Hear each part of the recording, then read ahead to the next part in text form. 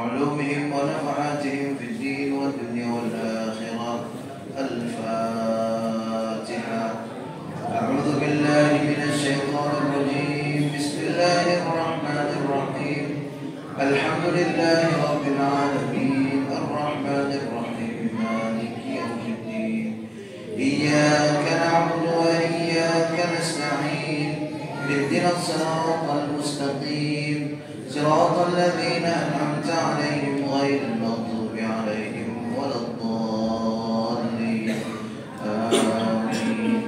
يا رب بالمصطفى بلغ مقاصدنا واغفر لنا ما مضى يا واسع الكرم. يا رب بالمصطفى بلغ مقاصدنا واغفر لنا ما مضى يا واسع الكرم. سريت من حرم ليلا إلى حرمي كما سرى البدر في داج من الظلم. يا رب بالمصطفى بلغ مقاصدنا واغفر لنا ما مضى يا واسع الكرم. يا نفس لا تقنطي من زلة عظمت إن الكبائر في الغفران كاللامم. يا رب بالمصطفى بلغ مقاصدنا واغفر لنا ما مضى يا واسع الكرم. محمد سيد الكونين والثقلين والفريقين من عرب ومن عجم. يا رب بالمصطفى بلغ مقاصدنا واغفر لنا ما مضى يا واسع الكرم. اللهم صل وسلم وبارك عليه وعلى آله. بسم الله الرحمن الرحيم. السلام عليكم ورحمة الله وبركاته.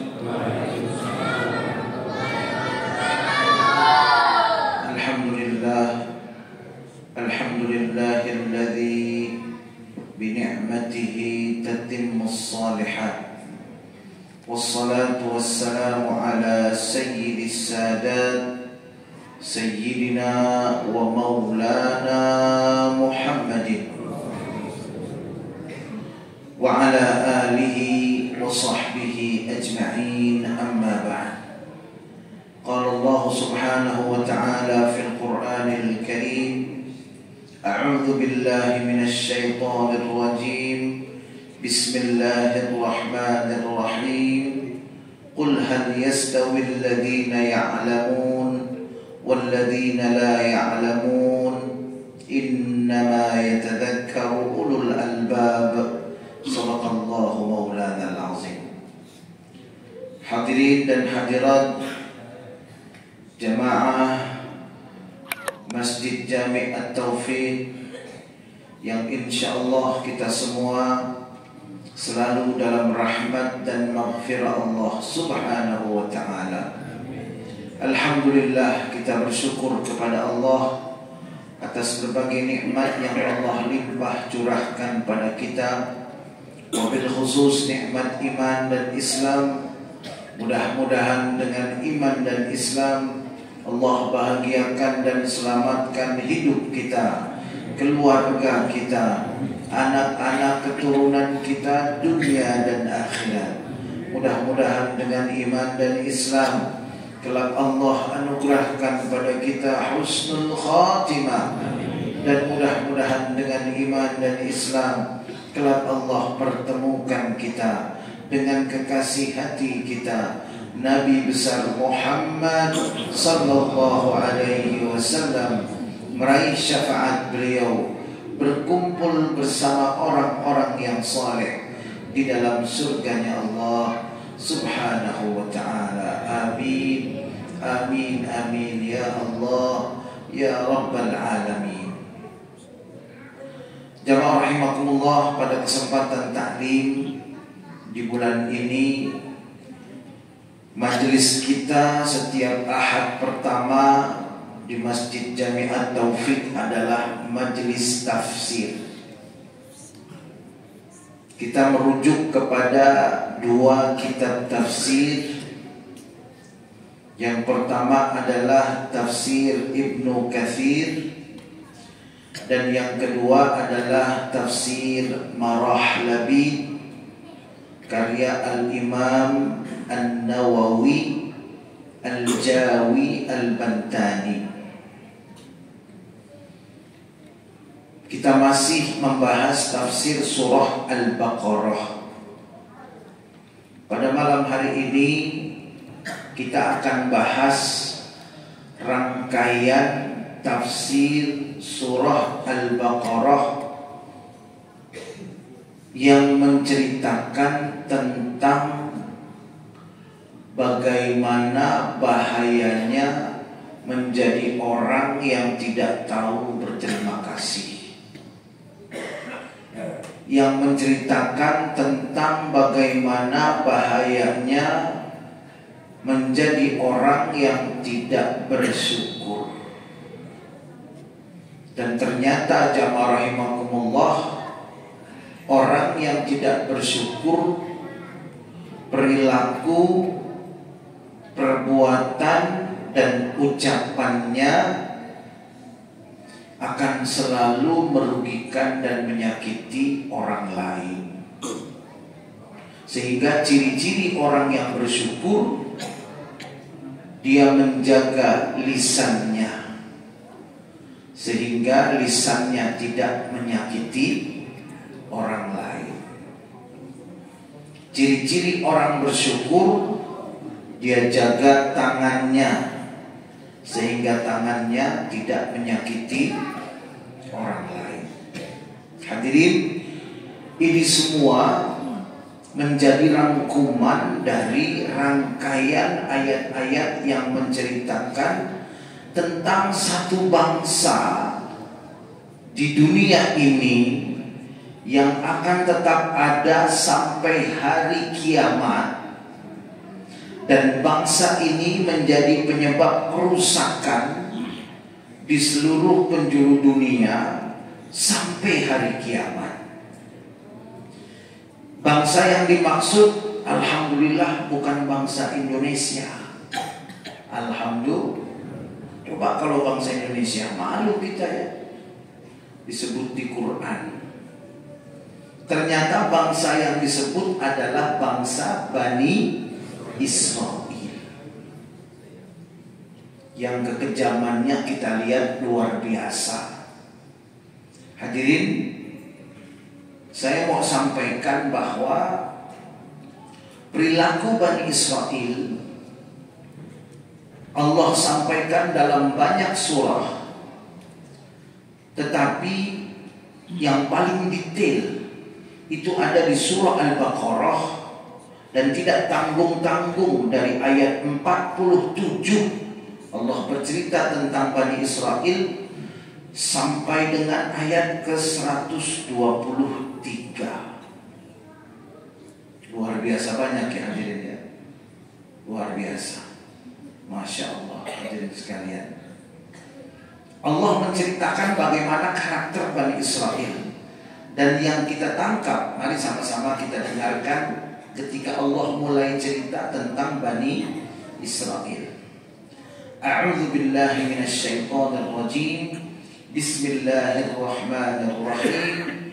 Ya Bani Israel, adhkuru ni'mati allati an'amtu 'alaikum wa anni faddaltukum 'alal 'alamin. Wahai Bani Israel, ingatlah oleh kalian nikmatku yang telah aku berikan kepada kalian, dan sesungguhnya aku melebihkan kalian di atas alam semesta. Kalau bahasa kitanya sederhana, Bani Israel, lihatlah, ingatlah nikmatku yang telah aku berikan padamu, dan jangan lupa kalian juga aku lebihkan dari bangsa-bangsa lain. Jadi Allah ketika mulai menceritakan tentang Bani Israel, Allah mengingatkan mereka untuk mengingat nikmat. Berarti intinya syukur nikmat. Nanti kita lihat apakah Bani Israel ini termasuk bangsa yang syukur nikmat. Wahai Bani Israel, ingatlah oleh kalian nikmat yang telah aku berikan kepada kalian. Hadirin, apa nikmatnya? Kita lihat. Ya, nikmatnya apa? Ini karena kita ngajinya sebulan sekali, jadi saya ambil tafsirnya itu tafsir secara tematik, ya. Karena menafsirkan satu ayat saja tidak cukup waktunya sampai Isya, itu maghrib sampai Isya tidak cukup. Jadi kita ambil secara tematik. Perhatikan nikmat pertama yang Allah berikan kepada Bani Israel. Wa idh najjaynakum min ali fir'auna yasumunakum su'al 'adzab yudzabbihuna abna'akum wa yastahyuna nisa'akum wa fi dzalikum bala'un min rabbikum 'azim. Wa idh faraqna bikumul bahra فَأَنْجَيْنَاكُمْ وَأَغْرَقْنَا آلَ فِرْعَوْنَ وَأَنْتُمْ تَنْظُرُونَ. Dan ingatlah, iz dalam Al-Quran bermakna uzkur atau uzkur. Ingatlah oleh kalian, jangan kalian lupa ketika kami menyelamatkan kalian dari kejaran Fir'aun yang berencana untuk memberi kalian siksa yang sangat pedih, yang sangat buruk. Dan mereka, Fir'aun dan pasukannya itu menyembelih anak-anak laki kalian dan membiarkan hidup anak-anak perempuan kalian. Dan dalam hal yang seperti itu betul-betul ada ujian dari Rabb kalian yang Maha Agung. Dan ingatlah ketika kami belah untuk kalian lautan, kami selamatkan kalian dan kami tenggelamkan pasukan Fir'aun sedangkan kalian melihat. Nah, ini nikmat yang pertama, hadirin sekalian. Wa idh najjaynakum ay khallastukum minhum wa anqadhtukum min aydihim. Ingatlah ketika kami menyelamatkan kalian dari kejaran Fir'aun yang mau membunuh kalian. Yasumunakum ay yudhiqunakum wa yuwallunakum su'al 'adzab. Ingin menyiksa kalian dengan siksaan yang buruk. Hadirin sekalian, jadi Fir'aun ini akan ada di sepanjang zaman sampai hari akhirat, sampai hari kiamat. Yang namanya Fir'aun, cuman beda nama, ya. Karena Fir'aun ini bukan nama, Fir'aun ini gelar. Seperti kalau Sultan di Jogja disebutnya apa? Sultan, ya. Di Solo disebutnya Sultan. Kalau di Sulawesi sebutannya apa? Apa? Hah? Ada orang Sulawesi nggak di sini? Daeng. Daeng apa Daeng? Betul Daeng ya? Daeng. Sultan juga. Nah, Sultan. Kalau di Sumatera Barat apa disebutnya? Datuk. Bukan Datuk, Datuk. Ya kan? Datuk Parpatih nan Sabatang. Kan gitu. Beda-beda begitu. Jadi Fir'aun itu gelar seperti sultan. Nah, kenapa dipakai Fir'aun, nggak disebut namanya? Karena Allah tahu bahwa karakter raja pemimpin seperti Fir'aun ini akan terus muncul. Kalau di Mesir namanya Fir'aun, ntar di Arab namanya beda lagi. Siapa namanya? Nama orang Arab rajanya begitu misalkan. Kalau dia zolim ya, kalau adil enggak. Di Indonesia siapa lagi namanya misalkan? Ya, kalau saya sebutin namanya marah lagi. Oh, saya samain nama Fir'aun begitu. Pokoknya setiap pimpinan yang zolim, yang kejam itu punya sifat dan karakter. Termasuk kepala rumah tangga. Kepala rumah tangga bengis, kejam, gak perhatian. Masya Allah hadirin, kemarin saya ada acara 40 hari. Ada ibu-ibu yang setia betul ngaji sama saya lewat Zoom. Sudah 3 tahun tiap pada subuh setengah 6 sampai jam 6 saya ada taklim Zoom ya. Yang mau gabung silahkan. 3 tahun, umurnya udah 71 tahun. Ketemu saya, beliau langsung nangis. Kenapa? Ternyata hadirin, suaminya tinggalin dia, nggak ada kabar. Tahu anaknya berapa? 7. Kira-kira banyak apa sedikit? Di sini kayaknya nggak ada yang anaknya 7 nih. Pak Ketua DKM juga nggak kayaknya 7 anaknya. Ya. Cuma 2. Ini anaknya 7 Pak, 7. 1 di Amerika, 1 di Amerika, 1 di Swedia, Sweden, dan 5 di Indonesia. Dia kasih lihat saya, dia pakai topi proyek, umur 71, topi proyek, di belakangnya ada kapal yang lagi dipotong-potong. Dia bilang kerjaan saya pemulung Bu ya. Pemulung apa Bu pakai topi proyek? Saya bilang. Ternyata pemulung kapal. Ya, pemulung kapal. Dia cerita ke saya, suaminya tinggalin dia, anaknya 7, masih kecil-kecil. Akhirnya dia menjadi single parent, membesarkan anaknya sampai anaknya dewasa dan menikah. Kemana suaminya? Sampai sekarang saya nggak tahu kabarnya, bahkan keluarganya pun nggak tahu kemana dia. Tuh hadirin sekalian. Kan kullukum ra'in, setiap kalian ini pemimpin. Wa kullukum mas'ulun an ra'iyati. Pemimpin ditanya, nanti gimana mimpinnya? Kita ditanya gimana kita mimpin keluarga kita. Diarahkan kemana istri dan anak-anak kita. Makanya dalam Quran dikatakan Fir'aun ini sering sekali diulang-ulang. Karena Fir'aun ini sifat dan karakter yang akan muncul sampai hari kiamat tetap ada. Orang namanya bukan Fir'aun, tapi kelakuannya kelakuan Fir'aun. Kira-kira ada apa enggak?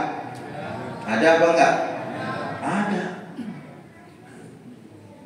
Makanya hadirin kalau ditanya ya, Fir'aun kurang apa? Jabatan tinggi, kuat, kaya, gak pernah sakit. Kurang apa? Bahkan Fir'aun ngaku sebagai Tuhan. Cuman sampai saya seumuran segini, saya belum nemu orang yang ngasih nama anaknya Fir'aun. Mungkin ibu-ibu pernah nemu kali. Ada Pak Kiai, saya pernah nemu di Bidan Ono. Pas saya tanya dinamain siapa anaknya? Fir'aun. Bapak-bapak pernah nemu nggak? Di sini ada nggak yang namanya Fir'aun? Kurang apa? Kaya, jabatan tinggi, kuat, sehat, hebat. Kok nggak ada yang mau ngasih namanya sama Fir'aun? Ngasih namanya Muhammad, ya, Abdullah, Abdurrahman, gitu ya, Abu Bakar, Umar. Kok nggak ada yang ngasih nama Fir'aun? Karena dia hebat tapi jahat, betul nggak? Nah, makanya hadirin, setiap pemimpin yang zalim maka dia termasuk golongan Hadirin, dalam hadis disebutkan Fir'aun nanti di hari akhirat itu, bapak-bapak kan belum pernah ketemu Fir'aun ya? Ada yang belum pernah ketemu? Belum pernah kan? Nanti Pak saya kasih tahu nih. Nanti kalau sama-sama udah di akhirat nanti nih, ya, di alam akhirat nih, udah hari kiamat, semua manusia udah di alam akhirat. Nandain Fir'aun gampang. Gimana? Nanti kalau ketemu di akhirat, orang yang sambil jalan megang ususnya yang terburai, itu Fir'aun tuh. Itu cerminan nasib pemimpin-pemimpin yang di dunianya berkuasa tapi punya karakter Fir'aun. Di akhirat dia bakal jalan ke sono kemari bawa usus yang terburai. Kira-kira mulia apa hina itu? Ya Allah, itu Fir'aun itu nasibnya. Allah menyelamatkan Bani Israel dari pemimpin yang bengis seperti Fir'aun. Dikejar-kejar mau dibunuh, mentok ketemu lautan, lautnya dibelah. Fadrib bi'asakal bahr fanfalaqa, terbelah. Begitu. Terbelah ya. Dalam Al-Quran digambarkan kattautil azim, seperti gunung-gunung yang sangat besar, begitu, tiang-tiang yang sangat hebat. Nyebranglah itu Bani Israel. Bayangin hadirin, mau dibunuh, udah mentok, ternyata dikasih jalan yang di luar nalar.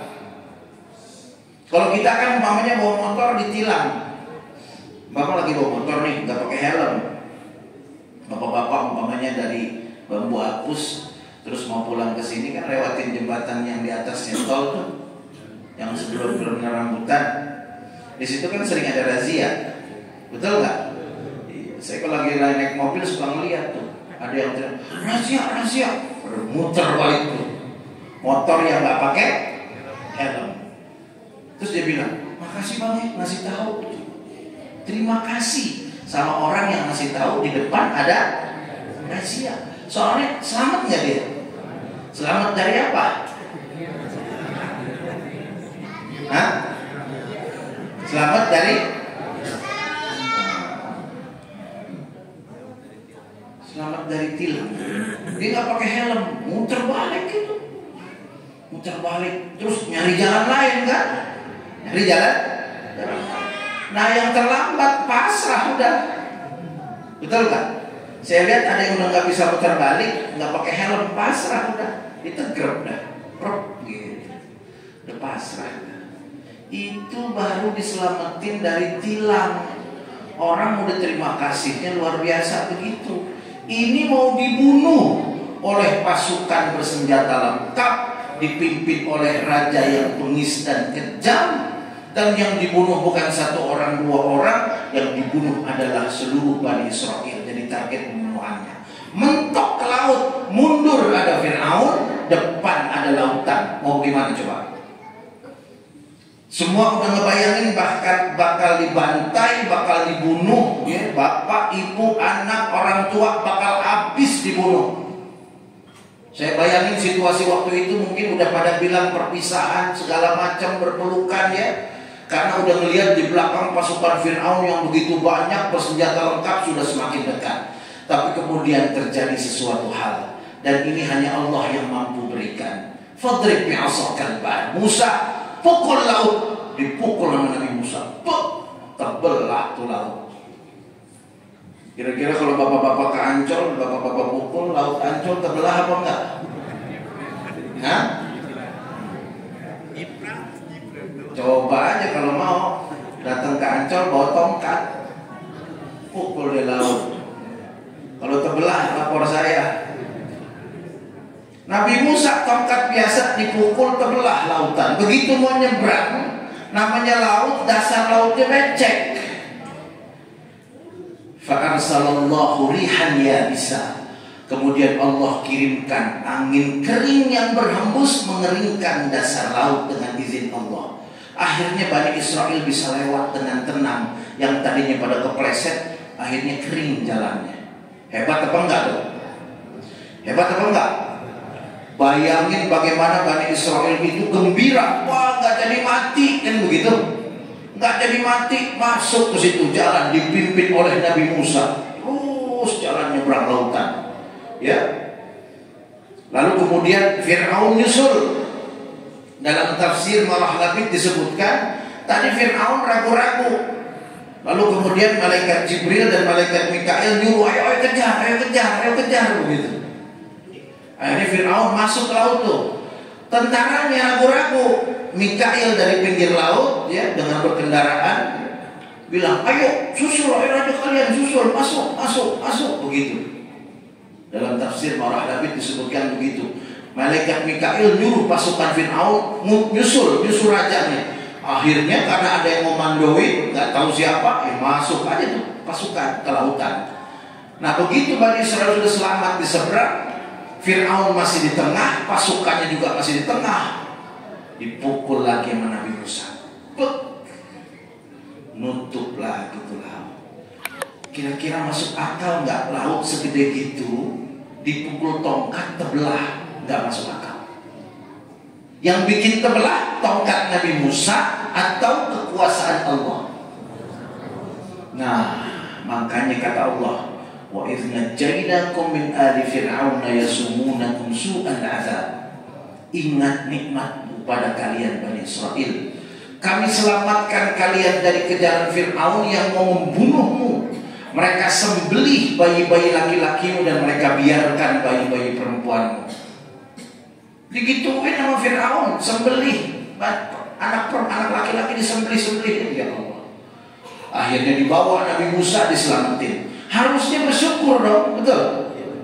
Tapi ternyata tak hadirin sekalian. Ternyata Bani Israel udah dibegituin, enggak. Sayang waktunya nggak cukup nih kalau kita terusin. Ntar kita bagi beberapa episode ya.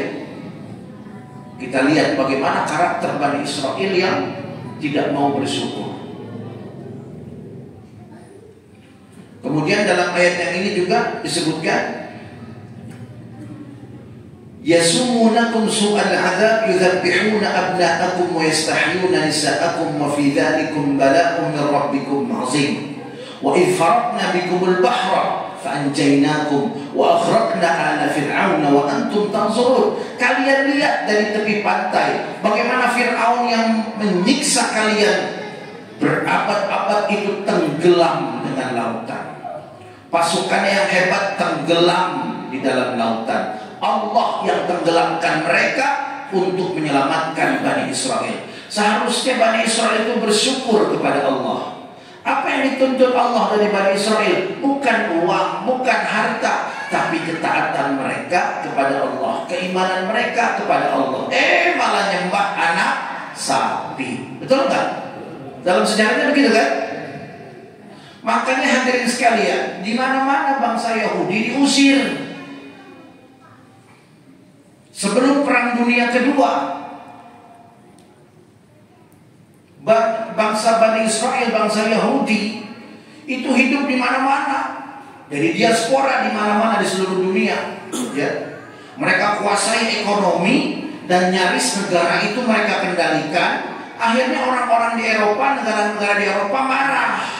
Di Poland mereka diusir, di Jerman mereka dibantai, kan begitu? Mereka dibenci. Di Jerman mereka kabur, di Poland mereka kabur, naik kapal laut.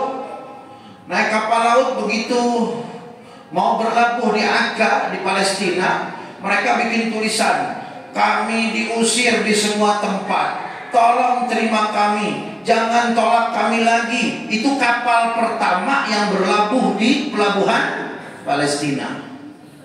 Bawa tulisan ke orang Yahudi itu, kami sudah ditolak di semua negara, di sini tolong jangan usir kami. Diterima sama orang Palestina itu, bangsa Yahudi yang pendatang tuh, yang kabur dari negara Eropa, diterima. Begitu turun dari kapal laut ya, sama pemimpinnya, ini coba berapa orang yang ada nih, kamu di sana, kamu sana nih, siapa lagi yang mau? Saya udah sini, saya ngurus. Dibantu sama orang rakyat Palestina tuh, orang Yahudi, hadirin sekalian, dibantu, ditolong. Udah ditolong, terima kasih nggak?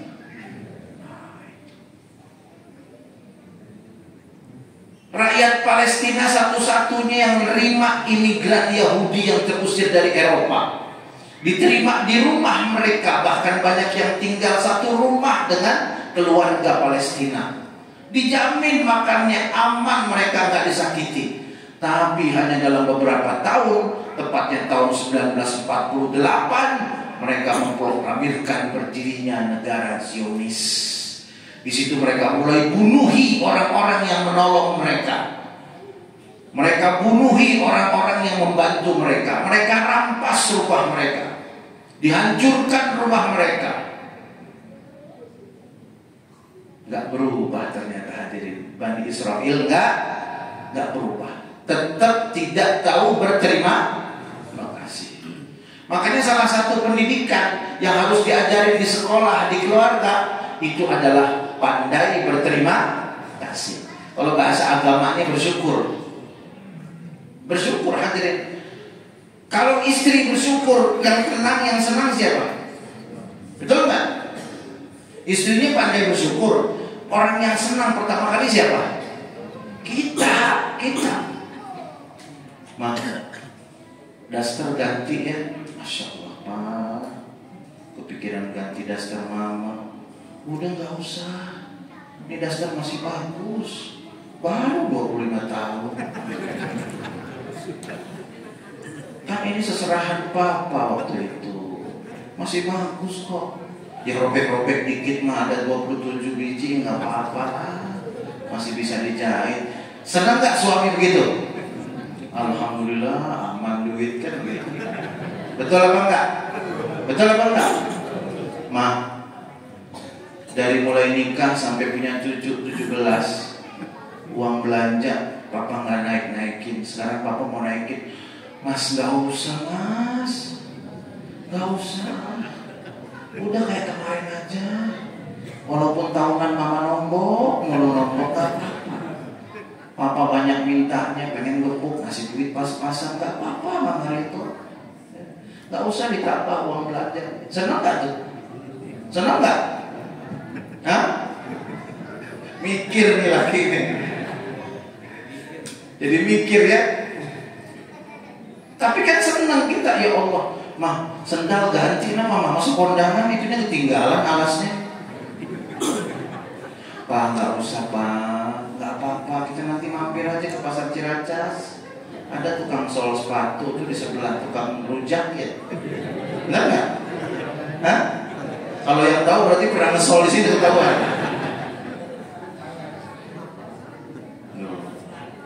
Udah Pak, nggak usah. Masya Allah. Seindah-indahnya hidup kalau kita nikmati dengan bersyukur. Setuju? Tapi seburuk-buruknya hidup kalau nggak pandai bersyukur. Rumah mewah, megah, nggak bersyukur, kurang aja kurang. Buktinya berapa banyak orang yang udah hebat, udah kaya, masih aja doyan korupsi. Betul? Nggak dipikirin. Ada orang yang sehari nggak makan, besok makan, sehari nggak makan, nggak dipikirin. Yang penting saya udah punya rumah ini, mau nambah lagi duit, mau nambah lagi duit. Begitu. Orang yang nggak bersyukur jadi orang yang paling rakus. Hadirin, kalau bersyukur, Masya Allah, hadirin, rumah tangga aman. Makanya saya penting nyampaikan ini. Sebetulnya konteksnya tidak lain, nggak usah luas-luas lah. Kita fokus ke rumah tangga. Kalau suami bersyukur, istri bersyukur, anak bersyukur, kira-kira adem nggak tuh rumah tangga? Adem banget ya Allah. Suami baru pulang kantor, begitu kan, sama istrinya dikasih air putih hangat, alhamdulillah, dapat air putih hangat. Teh nggak ada mah, habis mah. Teh nggak ada, habis. Kopi habis juga. Gula ya gula habis 2 minggu. Bersyukur aja nikmat. Orang kaya naik mobil Alphard, laki bini cemberut. Betul nggak? Kemarin saya diceritain sama orang, katanya ada pelawak kaya banget, cerai. Betul? Saya nggak peduli juga sih. Cuman di situ yang saya tangkap, ternyata harta bisa beli semua, tapi nggak bisa beli kebahagiaan. Setuju? Hadirin, rumah tangga ini udah bagus, duit kaya, semua cukup. Istrinya datang ke saya datang ke saya, perempuan, orang terkaya, tapi saya nggak kasih tahu terkaya di mana, tertahu lagi. Orang terkaya, dia punya bunker uang di bawahnya itu. Sehari penghasilannya berapa Pak? Dicerita ke saya, 500 juta sehari. Kalau kita 500 juta berapa tahun? Hah? Dia sehari 500 juta, dia bilang cerita. Saya bilang, apa cerita itu sih? Bikin saya mikir kan ya. Dia ngomong begini, saya nggak lupa, tapi udah meninggal sekarang, Ibu Hajah. Dia ngomong begini di telinga saya, Pak Kiai, kalau tahu begini, saya mendingan melarat kayak dulu. Itu yang terngiang-ngiang di kuping saya. Bersyukur gitu. Dulu dia melarat, tapi suaminya perhatian. Begitu suami kaya, nikah lagi sama perempuan 17 tahun. Kira-kira nyesek nggak tuh? Nyesek apa enggak? Siapa yang nyesek?